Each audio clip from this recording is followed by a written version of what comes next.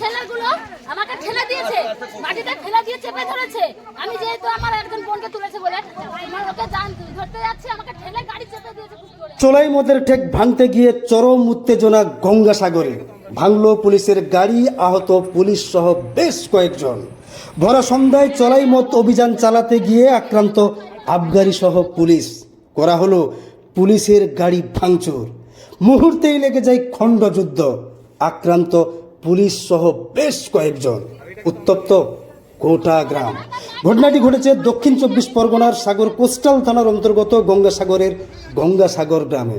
জানা যায় গতকাল সন্ধ্যায় চোলাই মদের তল্লাশি চালাতে গিয়ে উত্তপ্ত হয়ে ওঠে গঙ্গাসাগর গ্রাম। অভিযোগের ভিত্তিতে গতকাল ভোরা সন্ধ্যায় আবগার সহ পুলিশ গঙ্গাসাগর গ্রামে পৌঁছলে উত্তপ্ত চোলাই মদ ব্যবসায়ীদের সাথে পুলিশের বাদে ভীষণ বচসা। অভিযোগ, উত্তপ্ত চোলাই মদের ব্যবসায়ীরা মুহূর্তেই ভেঙে ফেলেন পুলিশের গাড়ি। পরে চড়াও হন আবগার সহ পুলিশের উপর। শুরু হয় পুলিশের সঙ্গে ধস্তাধস্তি। আক্রান্ত হন আবগারি দপ্তরের কর্মী সহ চোলাই মদ ব্যবসায়ীদের বেশ কয়েকজন। পরে এই ঘটনার খবর পেয়ে সাগর কোস্টাল থানার পুলিশ ঘটনাস্থলে তড়িঘড়ি পৌঁছে আহতদের সাগর গ্রামীণ হসপিটালে পাঠানোর পাশাপাশি পরিস্থিতি নিয়ন্ত্রণে আনেন। তবে এখনও উত্তপ্ত গোটা গঙ্গাসাগর গ্রাম। জানা যায় বারবার ওই এলাকা থেকে অভিযোগ, বহুদিন ধরে এলাকায় চোলাই মদের কারবারের ফলে ওই এলাকার পরিবেশ সহ পড়ুয়াদের বহু ক্ষতি হচ্ছে। তাই এই অভিযোগের ভিত্তিতে এদিন আবগার সহ পুলিশ অভিযান চালাতে গেলে এমন রুদ্ধশ্বাস ঘটনা ঘটে। সাগর এক্সাইজ ডিপার্টমেন্ট দুই মহিলাকে গ্রেপ্তার করে কাকদ্বীপ আদালতে নিয়ে এসছে।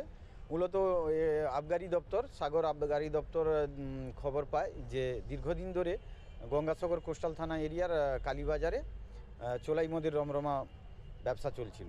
সেই খবর পেয়ে এরা রেড করে এবং ওখানে গিয়ে এরা আক্রান্ত হয় এই আবগারি অফিসাররা, এবং পরে এরা দুই মহিলাকে গ্রেপ্তার করে এবং এদের সঙ্গে 40 লিটার চোলাই মদও উদ্ধার করেছে। করে আজকে ওদের বিরুদ্ধে এক্সাইজ অ্যাক্টের ধারায় মামলা শুরু হয়েছে। এরপরে ওদেরকে কাকদ্বীপ আদালতে নিয়ে এসছে। আমার নাম সব্যসাচী দাস, অ্যাডভোকেট কাকদ্বীপ। ছেলেগুলো আমাকে ঠেলে দিয়েছে, মাটিতে ঠেলে দিয়ে চেপে ধরেছে। আমি যেহেতু আমার একজন বোনকে তুলেছে বলে আমার ওকে ধরতে যাচ্ছে, আমাকে ঠেলে গাড়ি চেপে দিয়েছে খুব জোরে একদম।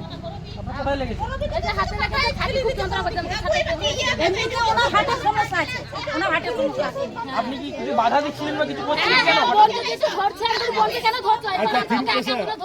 তাই ওকে ধরতে গেছিলাম, আমাকে ঠেলে দিয়েছে। হ্যাঁ, আর আমাদের বাড়িতে গোবর লাগ করে ভেঙে দিয়েছে। ধান আমরা সিদ্ধ করতে দিয়েছিলাম, ড্রামের মধ্যে ধান টান সব ফেলে দিয়েছে।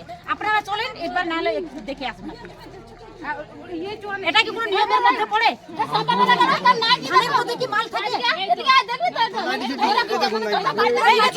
মেয়ের মালিক কি অবস্থা করে লাগিয়েছে?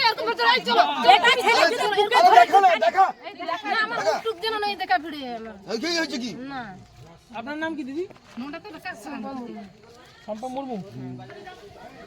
আরে জেমস হয়ে এরকম করে ওই দিদিটা আসছে, ও খুব লেডিস ও তো দাঁড়িয়ে আছে, কিছু ঝামেলা করেনি, আমরা বাড়িতে ছিলাম। একবারে হ্যাঁ, একেবারে গরিব বাড়ির মেয়ে। তার বাবা নেই, তার বাবা নেই। এমন মেরেছে, কান্না করছে মেয়েটা। ওকে একদম পিচ রাস্তার মধ্যে টেনে মারছে, পিচ রাস্তার মধ্যে।